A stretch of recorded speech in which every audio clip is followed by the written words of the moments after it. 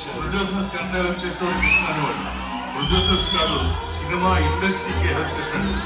ఆయన నా సినిమా చూసి రికార్డు గురించి కలెక్షన్ గురించి చెప్తుంటే చాలా ఆనందం వేసేది. ఆ ఫోన్ కాల్ కోసం ఎదురు చూస్తుండేవాడిని. ఆయన ఎప్పుడు నా గుండెలో ఉంటారు, ఆయన ఎప్పుడు మీ గుండెలో ఉంటారు, ఆయన ఎప్పుడు మన మధ్యనే ఉంటారు.